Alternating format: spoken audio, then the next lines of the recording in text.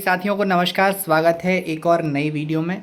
तो teaching aptitude subject का जिन्होंने चयन किया है CUET 2024 के लिए, उनके लिए कल की वीडियो में मैं 15 प्रश्न लाया था। मैं एक सीरीज़ चला रहा हूं, तो ये 16वां प्रश्न है, उसी सीरीज़ का दूसरा पार्ट है। तो चलिए बिना देरी किए शुरू करते हैं हमारे टीचिंग एप्टीट्यूड के महत्वपूर्ण प्रश्न। 16वां प्रश्न आपके लिए है, अध्यापक की कार्यक्षमता को बढ़ाया जा सकता है परीक्षा फल के अनुसार पदोन्नति देकर, कड़े स्कूल प्रशासन द्वारा, अध्यापक के कार्यों की सराहना करके, या अच्छा वेतन देकर। तो इसका बिल्कुल सरल उत्तर है, यदि आप अध्यापक के कार्यों की सराहना करेंगे तो उसके कार्यक्षमता में अपने आप ही वृद्धि हो जाएगी। तो कार्यों की सराहना करके आप अध्यापक की कार्यक्षमता बढ़ा सकते हैं।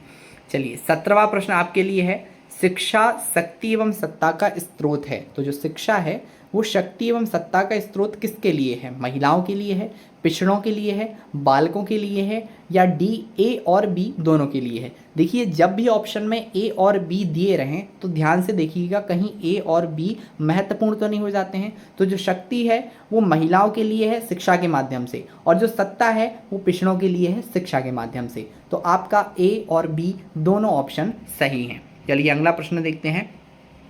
भारत में शिक्षित बेरोजगारी का प्रमुख कारण क्या है?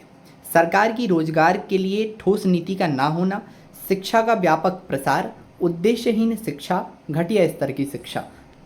तो देखिए, आप सभी जानते हैं उद्देश्यहीन शिक्षा ही भारत में जो है शिक्षित बेरोजगारी का प्रमुख कारण बना हुआ है। लोग शिक्षित हो जा रहे हैं लेकिन उनकी शिक्षा का कोई उद्देश्य नहीं है, जिस कारण बेरोजगारी बढ़ रही है। चलिए अगले प्रश्न की ओर चलते हैं।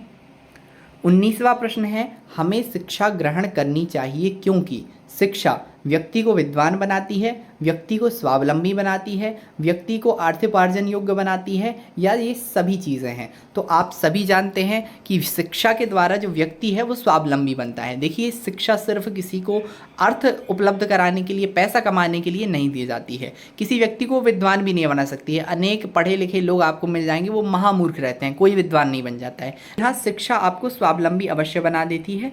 सभी उत्तर तो सही नहीं है, इसलिए इसमें से जो हमें सबसे सुटेबल उत्तर लगा उसे हमने सही उत्तर को चुना है। ठीक है, व्यक्ति को स्वावलंबी बनाती है। अगला प्रश्न देखते हैं।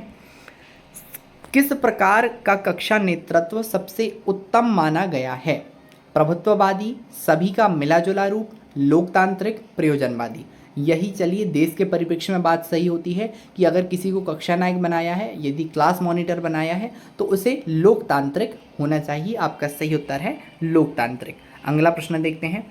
अभिभावक मुलाकात दिवस की सबसे अधिक आवश्यकता पड़ती है। देखिए, ये एक डिसीजन मेकिंग का सवाल टीचर के लिए। जो पेरेंट्स मीटिंग रहती है, उस पेरेंट्स मीटिंग की आवश्यकता कब पड़ती है? प्राइमरी कक्षाओं में, माध्यमिक मिडिल कक्षाओं में, सेकेंडरी कक्षाओं में, या कॉलेजों में? तो इसका सही उत्तर जो है वो है प्राइमरी कक्षाओं में। जब बच्चे छोटे होते हैं तो टीचर पेरेंट्स मीटिंग की सबसे ज़्यादा ज़रूरत होती है। चलिए अगला प्रश्न देखें। ग्रामीण क्षेत्रों के उत्थान का लक्ष्य होना चाहिए। जो ग्रामीण क्षेत्र हैं उनके उत्थान का क्या लक्ष्य होना चाहिए? प्राइमरी एवं प्रौढ़ शिक्षा का प्रसार, नगरीय सुख सुविधाओं का विस्तार, उच्च शिक्षा का प्रसार, या ये सभी? तो इसका उत्तर जो है वो है प्राइमरी एवं प्रौढ़ शिक्षा का प्रसार जब होगा तो ग्रामीण क्षेत्रों का उत्थान जो है वो अपने आप होने लगेगा। अगला प्रश्न है, प्रधानाचार्य अपने अध्यापकों से आशा करते हैं समर्पण एवं निष्ठा की, आज्ञा पालन भाव की, योग्यता एवं ज्ञान की, या ये सभी की? तो आप सारे जो गुण हैं वो एक टीचर के लिए महत्वपूर्ण हो जाते हैं। ये सभी जब ऑप्शन में दिया रहे तो आप ध्यान से देखिए, कहीं वो तीनों ऑप्शन ऊपर वाली कंडीशन को एग्जैक्ट फॉलो तो नहीं कर रहे हैं। तो ये सभी उत्तर सही हैं। प्रधानाचार्य अध्यापकों से सभी आशाएं करते हैं। ठीक है, अगला प्रश्न देखें हम। अभिभावक अपने बालकों के लिए अध्यापकों से क्या आशा करते हैं? देखिए, ये भी आशा वाला प्रश्न है, लेकिन इसमें पेरेंट्स अपने बच्चों को भेज रहे हैं स्कूल में, वो उसके टीचर से क्या आप आशा करते हैं, ये इस प्रश्न में पूछा गया है। तो निष्पक्ष व्यवहार की आशा करते हैं, सहानुभूति और प्रेम की आशा करते हैं, योग्यता और ज्ञान की आशा करते हैं, या डी ए और बी दोनों की आशा करते हैं? देखिए, ये सभी होता तो एक अलग कंडीशन रहती, लेकिन निष्पक्ष व्यवहार और सहानुभूति एवं प्रेम की आशा तो करते ही हैं।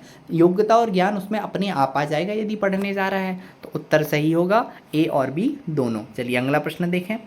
यदि आपसे किसी गंभीर विषय पर भाषण देने के लिए कहा जाए, आपसे यानी आप टीचर हैं, तो आप इस विषय पर मित्रों से सलाह लेंगे, स्पष्ट मना कर देंगे, सहर्ष तैयार हो जाएंगे, कुछ देर का समय मांगेंगे। देखिए टीचर हैं तो कभी भी इन चीज़ों में आप हिचकिचाएंगे नहीं, इसलिए सही उत्तर है सहर्ष आप तैयार हो जाएंगे। अगला प्रश्न देखें, वैज्ञानिक युग में छात्रों को आध्यात्मिकता का ज्ञान देना पिछड़ापन है, आवश्यक है, अनावश्यक है, असंभव है। बिल्कुल सही उत्तर आप लोग सोच पा रहे हैं कि जो स्पिरिचुअल डेवलपमेंट है स्टूडेंट का वो सबसे ज़्यादा आवश्यक है। वैदिक शिक्षा पद्धति में शिक्षा का जो उद्देश्य था वो आध्यात्मिक उन्नति ही था, अंतिम लक्ष्य था, तो ये आवश्यक आज भी है। विद्यालय के सभी कार्यक्रमों में भाग लेना चाहिए क्योंकि इससे सीखने का अवसर मिलता है, व्यक्तित्व का विकास होता है, आत्मविश्वास के विकास में सहायता मिलती है, या ये सभी? हाँ बिल्कुल सही उत्तर आप सोच पा रहे हैं, ये सभी चीज़ें उससे होती हैं। ठीक है, तो अगले प्रश्न की ओर चलें हम। 28वां प्रश्न है आपका, किसी भी विषय वस्तु को छात्रों को सरलता से सिखाने के लिए अध्यापक का सर्वप्रथम गुण होना चाहिए आत्मविश्वास, विषय वस्तु का ज्ञान, प्रभावी अभिव्यक्ति या सहृदयता। तो जो आपका सही उत्तर है वो प्रभावी अभिव्यक्ति होनी चाहिए। जब आप किसी विषय वस्तु को समझा रहे हैं और सरलता से समझा रहे हैं तो आपका एक व्यक्तित्व जो है वो प्रभावी होना चाहिए।